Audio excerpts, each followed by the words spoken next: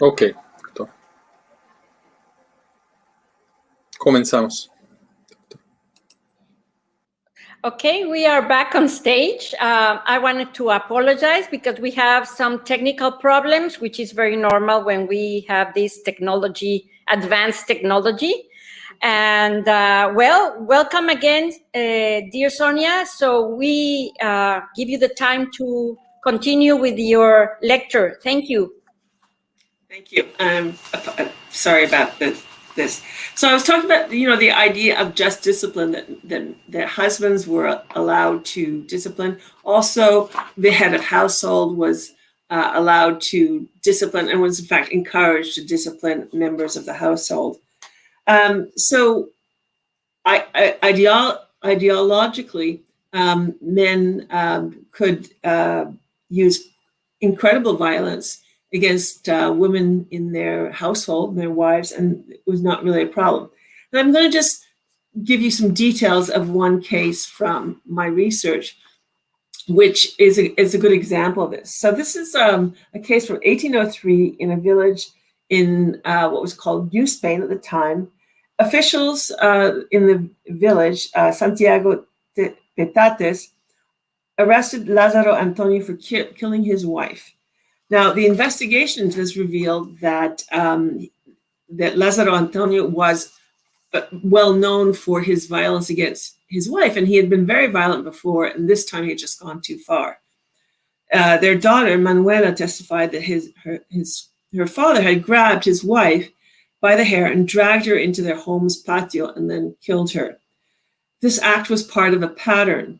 Two other witnesses recalled how Lázaro Antonio had previously dragged his wife into the countryside, tied her to a tree, whipped her in a way that they called monstrous.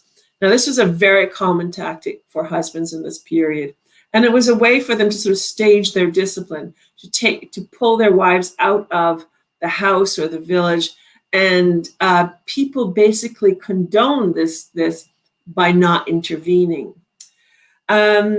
So in this case, because he went too far, Lázaro Antonio was brought to court. And what he said was that, or at least his legal defender said, is that he should be forgiven. First, he was drunk, and that was an excuse. And secondly, and now I'm going to quote from the legal defender, it was because of the anger or irritation that he, Lázaro Antonio, justly felt to see that his wife dared to lift her hand to him, thus lacking the subordination that women owe to their husbands. And of course, his wife was lifting her hand in self-defense, but this didn't matter.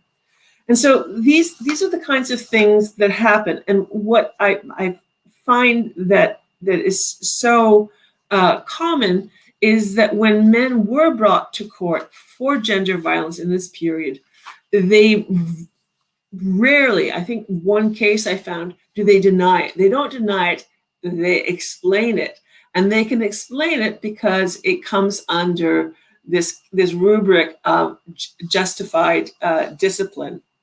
Now, the other thing that I think is really important and that continues beyond this, because these are patterns that are established in the colonial period and in the conquest, and they continue later on, is of categorizing women. So part of the legal doctrines that came with Spain was that certain people deserve protection.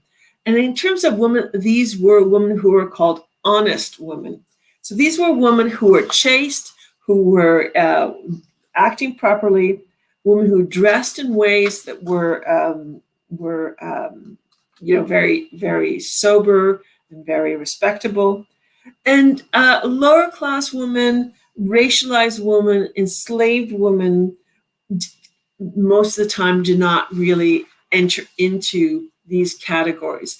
And in very many cases, this idea of categorizing women as honest or dishonest and not really deserving respect continues to be codified.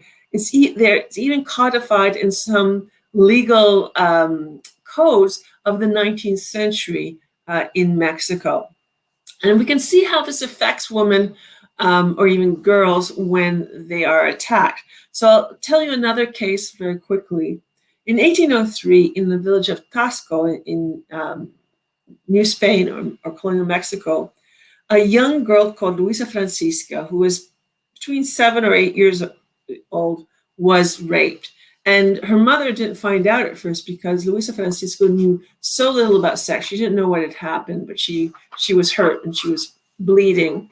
And so her mother went to the authorities and she accused an older man called Jose de Leyva of raping her. And so at first, the authorities were very sympathetic. This was a very young girl. But what they found out when they investigated was that this young girl was mulata, or in this period, this was the racial mixture of Afro-descendant or African and Spanish. So she's racialized, and her mother was not married, and so she's also illegitimate. And so the legal defenders of the accused man say that she had this thing called malicia, which is a kind of way of saying she's not really to be trusted. She's not honest. And the legal defender of the accused man actually said this. Said that Luisa Francisca was mature for her age. She has seduced her rapist. And this is because she had been brought up in an environment of immorality, which is the product of people of inferior status. So despite her age, despite the fact that she was bleeding, she was portrayed as a fallen woman who had seduced this man and then accused him of raping her. So, these things develop in this period, and they continue for a very long time. You might think, well, do things improve with independence? Does the end of colonial help? And to some extent, yes, but in many cases, no. One of the things that we see with the wars of independence and the early nations is that many women went out of their normal roles and they fought for the insurgencies. They were spies. They actually picked up guns. They organized things. They sewed uniforms. They did all sorts of things. And this actually caused great anxiety. And after independence, there was a real urge to make them return to their former, more passive roles, or what was considered to be passive. And they really didn't get much recognition for the roles that they played. They did not become citizens. They did not get the rights that men got after independence. And in fact, in many cases, in many countries in Latin America, particularly towards the second half of the 19th century, their roles and their possibilities for economic independence were so limited that there was what some scholars call a massification of prostitution. And so they were further tarnished. The other thing that we see in this period is that there's these two polarized views of women. On the one hand, respectable women were raised on a pedestal of what's called Republican maternity. And on the other hand, lower class women, racialist women, were usually called unnatural. In Spanish, it would be madres desnaturalizadas, or unnatural mothers. And we see this kind of language continuing in the 20th and 21st centuries in some cases. So what we see in these things, these studies, so studies of the 20th century show that in many of the military dictatorships, there are the governments, the military governments, often stimulated gender violence as a way, sort of an escape valve for men. And when women, disobeyed them, the police, judges supported the male right to discipline. So we see the continuation of these patterns in the 20th century. Cindy Forster, who's a historian of Guatemala, reinforces this contention about the oppression of the poor and indigenous women was intermingled with systems that were supportive of subordination and the daily violence imposed by military regimes and so forth. So this is all very depressing. What we can see, to maybe bring some optimism to this, is that in the late 20th century, first of all, feminists began to give a name to this violence. And the name that was initially used was femicide. And this term, it was a new term at the time. It was actually coined after the terrible massacre at the École Polytechnique in Montreal. And the idea of the femicide is a killing, particularly of women. And later on, other scholars have coined the term feminicide to talk about killings that are done of women because they are women. So in the 1970s, feminists begin to use terms. In the 1980s, these terms begin to enter academic discourse. And it's important that there are terms for these and they're being named, because this counters the invisibilization of gender violence in Latin America and the normalization of gender violence in Latin America. So femicides are defined, as I said, as this particular killing of women, but also as the extreme in a continuum of terror suffered by women. It ranges from verbal acts of abuse to physical acts such as rape, torture, sexual slavery, emotional abuse, and finally murder. So very often femicides and feminicides are dismissed by authorities as isolated examples or isolated acts. But more and more women who are leaders in this area are talking about these as genocides against women. So it's important to give it a name. I also want to say is more and more women in Latin America are refusing to be silent with this. And also, they are continuing a resistance that actually started in the colonial period. So although I've talked to you about how women were often, silenced and this was very difficult, women did resist. But this resistance is continuing to be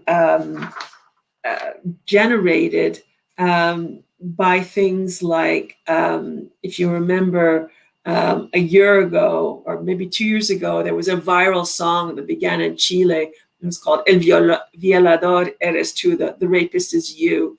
And so that song was adopted by people all over Latin America and even in Europe and other places. And it was a sort of a refusal of silence, a refusal to normalize and invisibilize gender violence. The other things, there's a wonderful art exhibit that was started by an artist in Ciudad Juarez in Mexico called Zapatos Rojos, or Red Shoes. And it memorializes all the women who are gone by painting shoes red. This type of exhibit has been adopted and has gone all over Latin America. It's been done in Canada. It's been done in Europe. It's been done all over. So again, it's the refusal of invisibility. The other thing that I find really interesting is that in many parts of Latin America, there are these pantheons and these avenues that remember the heroes of independence and the great men. And what feminist leaders have done lately is they've put up monuments that memorialize all the women who have been killed in this gender violence. And so in a way, they are saying, we are present, we are here. So this is my hope for the region, for women who are the most vulnerable in this area, that their suffering is no longer invisible. It is no longer normal. And it has to be dealt with. So I'm going to leave it there. And I think that there might be some comments or some questions.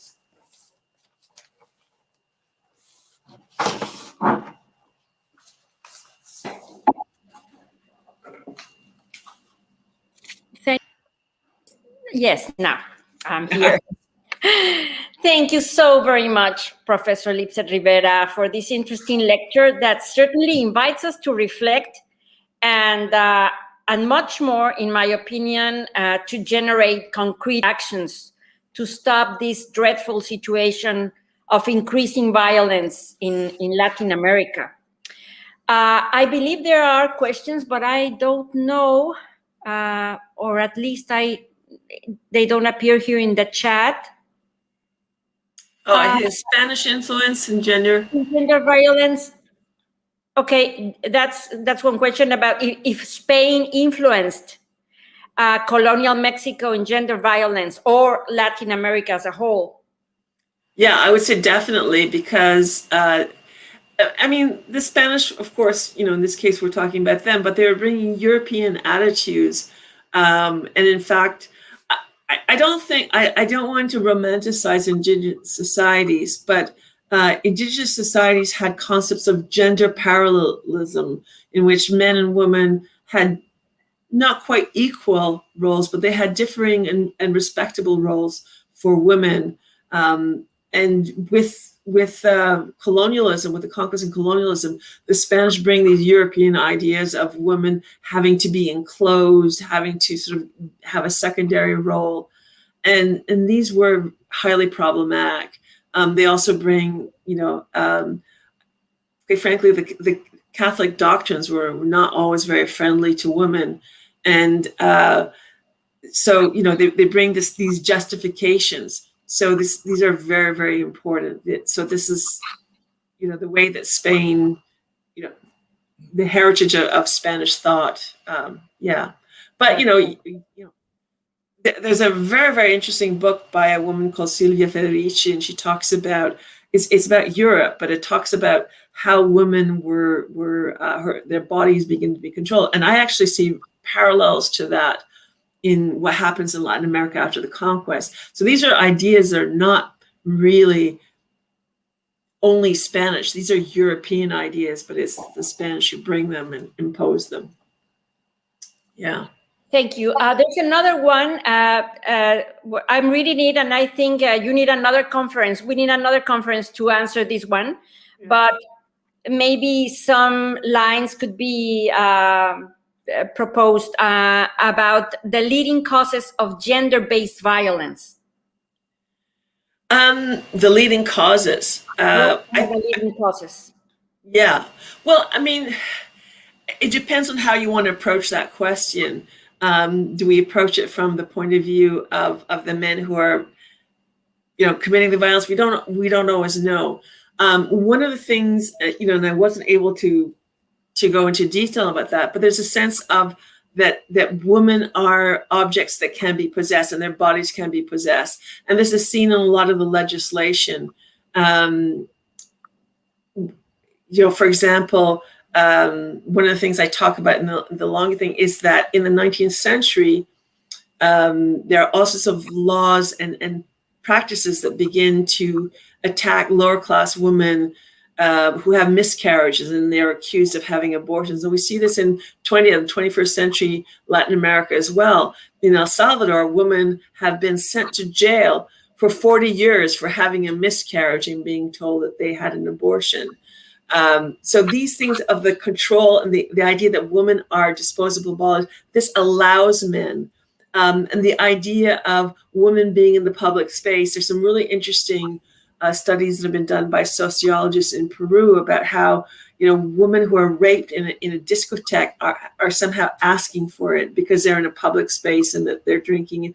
And so all these attitudes, I think, are are part of this. So, you know, it's a very big thing. But I would say that's, you know, Thank those you. are the reasons. And women are most vulnerable, of course, when they're poor, you know, and they don't have the protection of, you know, like a big car or being able to get to work. There are cases when women have been portrayed as going into spaces of danger when, you know, and sort of asking for the attacks when they're going to their job. And that pattern goes way back to the colonial period where women were supposed to stay in their houses, but, you know, poor women had to go and get water, they had to go and get food, they had to go and do the laundry, they couldn't stay home. And so it's these contradictions between what's expected of women and what they have to do in order to survive that are, I think, really problematic. Yeah, very interesting.